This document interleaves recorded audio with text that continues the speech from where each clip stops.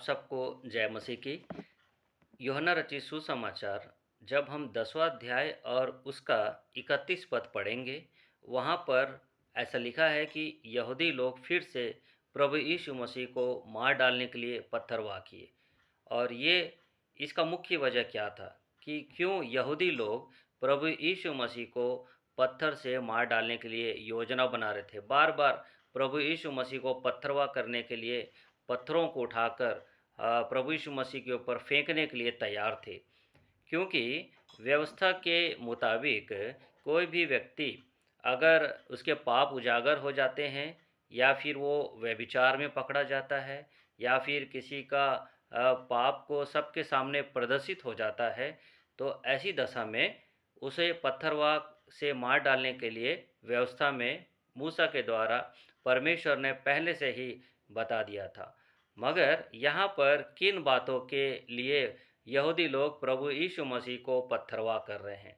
जब हम उसके 30 आयत में देखेंगे, तो वहाँ पर पता चलेगा कि प्रभु यीशु मसीह का स्टेटमेंट क्या था। प्रभु यीशु मसीह ने कहा कि मैं और पिता एक हैं। तो यहूदी लोगों को ये बहुत ही बुरा लगा, ये बहुत ही तड़पाने वाला या फिर ना सहने वाली बातें प्रभु यीशु मसीह ने कहा, क्योंकि यहूदियों का केवल एक ही परमेश्वर और वो था यहोवा परमेश्वर। और प्रभु यीशु मसीह ने ये स्टेटमेंट दिया कि मैं और पिता एक हैं। इससे प्रभु यीशु मसीह ये साबित करना चाह रहा था कि परमेश्वर जो यहोवा परमेश्वर है, जिसने सारी वस्तुओं की सृष्टि का निर्माण किया, वो अपने आप को परमेश्वर के तुल्य कहता है, यीशु मसीह। तो इसके आगे आयतों में जब हम पढ़ते हैं, तब इनका क्रोध भड़क उठा कि ये व्यक्ति मनुष्य होकर क्यों ऐसा कहता है कि मैं और पिता एक हैं।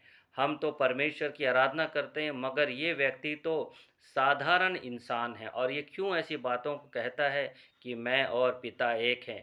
तो जब हम यहूदियों के स्टेटमेंट को देखेंगे, तो वहाँ पर आगे की आयतों में हमें समझ में आता है कि यहूदियों ने यीशु मसीह से अपने गुस्से को किस प्रकार प्रदर्शित किया या क्या बोलकर पत्थर उठाए। जब हम देखते हैं 33 पद में, यहूदियों ने उसको उत्तर दिया, भले काम के लिए हम तुझ पर पथराव नहीं करते, परंतु परमेश्वर की निंदा करने के कारण और इसलिए कि तू मनुष्य होकर अपने आप को परमेश्वर बनाता है। तो ये मुख्य वजह है उनके गुस्सा होने का कारण, और ये कारण जायज़ है, क्योंकि परमेश्वर तो अदृश्य है।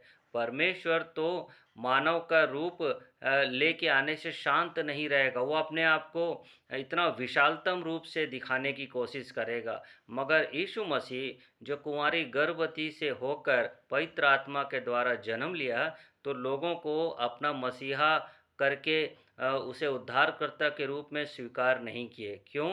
क्योंकि जब हम वचन में देखते हैं, वहीं पर यूहन्ना रचित सुसमाचार पहला अध्याय और उसका 11 पद में, यूहन्ना रचित सुसमाचार पहला अध्याय उसका 11 पद में लिखा है, वह अपने घर आया और उसके अपनों ने उसे ग्रहण नहीं किया। तो प्रभु यीशु मसीह अपने लोगों के बीच में आया, यहूदियों के बीच में आया, मगर उसके अपनों ने उसे ग्रहण नहीं किया।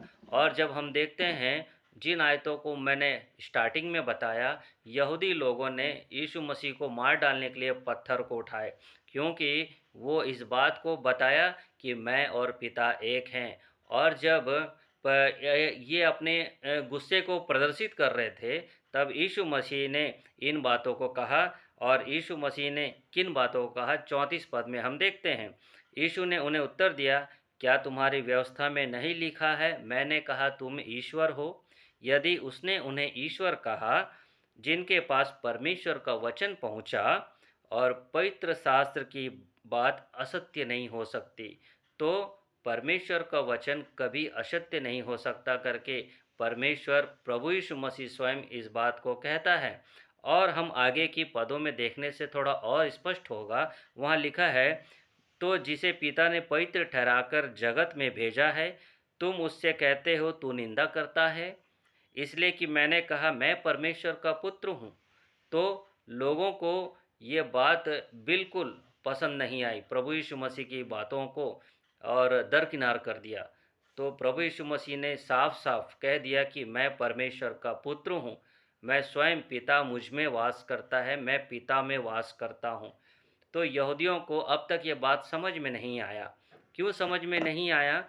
उसका मुख्य कारण प्रेरित पौलुस बताता है। एक मनुष्य की दशा को प्रेरित पौलुस बताता है, जहाँ हम रोमियो की पत्री 7वां अध्याय और उसका 18 पद में देखने से हमें क्लियर हो जाएगा कि एक मनुष्य क्यों यीशु मसीह को ग्रहण नहीं करता है। वहाँ लिखा है, क्योंकि मैं जानता हूँ कि मुझ में अर्थात मेरे शरीर में कोई अच्छी वस्तु वास नहीं करती। इच्छा तो मुझ में है, परंतु भले काम मुझसे बन नहीं पड़ते। तो भले काम क्यों नहीं बन पड़ते हैं प्रियो? क्योंकि एक मनुष्य की दशा पाप की दशा है।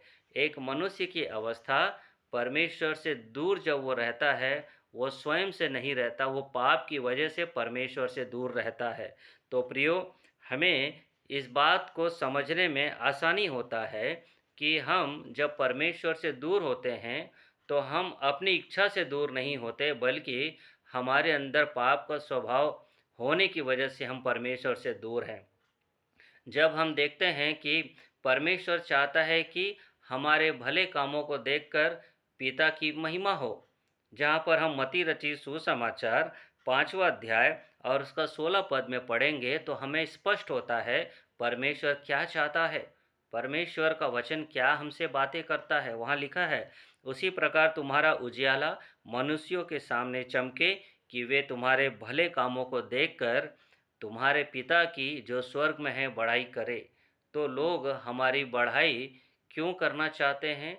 क्योंकि वो हमारे आचरण को देखकर बढ़ाई करना चाहिए करके परमेश्वर का वचन कहता है, मगर हमारे भले काम तो हमसे बन नहीं पड़ते करके प्रेरित पौलुस कहता है। तो रुकावटें कहाँ पर है? रुकावटें हमारे पाप की होने की वजह से, हमारे अंदर बसे होने की वजह से परमेश्वर अपनी महिमा को नहीं ले पा रहा है। तो उसे दूर करने के लिए ज़रूरी है कि हम अपने पापों को मान लें। तो ये सबसे बाइबल हमें मुख्य रूप से बताती है कि जब हम अपने पापों को मानते हैं, जब पश्चाताप करते हैं, जब यीशु मसीह को अपना उद्धारकर्ता के रूप में स्वीकार करते हैं, तो हमारे पाप मिटाए जाते हैं। हम मन से विश्वास ज़रूर करना है प्रभु यीशु मसीह के ऊपर, मगर मुँह से अंगीकार भी करना है। जहाँ रोमियो 10 का 9 में ये पद को हम पढ़ते हैं कि यदि तू यीशु को प्रभु जानकर अंगीकार करे और मन से विश्वास करे कि परमेश्वर ने उसे मरे हुए में से जिलाया, तो तू निश्चय उद्धार पाएगा। तो उद्धार पाने के लिए ना बल्कि हमको सिर्फ विश्वास करने की ज़रूरत है, बल्कि विश्वास के द्वारा हमें मुँह से अंगीकार करने की भी ज़रूरत है। जब हम ऐसी प्रार्थनाओं को करते हैं, जब मन से विश्वास करते हैं प्रियो, तो हमारे पाप मिटाए जाते हैं।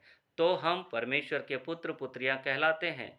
जो परमेश्वर ने आशीषों की भरपूरी हमारे जीवन में रखा है, वो आशीष की भरपूरी केवल प्रभु यीशु मसीह के ऊपर विश्वास करने के द्वारा, मुँह से अंगीकार करने के द्वारा हमें वो सरलता से प्राप्त होता है। परमेश्वर हमारी सहायता करे कि जब हम परमेश्वर के वचनों को सुनते हैं, हम हमारा हृदय को कठोर ना करें। हमारे मस्तिष्क को एकदम कमज़ोर करने की आवश्यकता नहीं है। हम कई बार हठीले हो सकते हैं, कई बार हम परमेश्वर से दूर रहने वाले लोग हो सकते हैं, मगर परमेश्वर का वचन कहता है कि जब जितनों ने उसे ग्रहण किया, जब हम देखते हैं यूहन्ना रचित सुसमाचार पहला अध्याय और उसका 12वां पद में, जितनों ने उसे ग्रहण किया, उसने उन्हें परमेश्वर की संतान होने का अधिकार दिया। ये बात सत्य है। बाइबल इस बात को सत्य करके कहता है। तो जब हम उसे ग्रहण करते हैं, तो हम उसकी संतान, पुत्र-पुत्रियाँ बन जाते हैं और ये परमेश्वर की गारंटी है।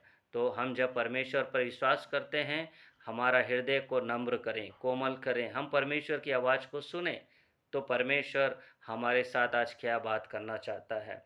आज का वचन हम सब के लिए है। ये आपके जीवन में कार्य करने पाए, और समय बहुत कम है कि परमेश्वर का वचन कहता है कि मैं चोर की नाई आऊँगा, मैं कभी भी तुम्हारे पास आऊँगा और जितने लोग विश्वास किए हैं उनको अपने साथ लेके जाऊँगा।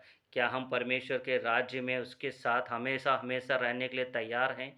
क्या मृत्यु के बाद भी जब हम कहते हैं अनंत काल का जीवन है, उस जीवन में जाने के लिए तैयार हैं? या आपके ऊपर मैं विचार को छोड़ के जाता हूँ। परमेश्वर के नाम की स्तुति हो। परमेश्वर आप सबको आशीष दे। आप सबको जय मसीह की।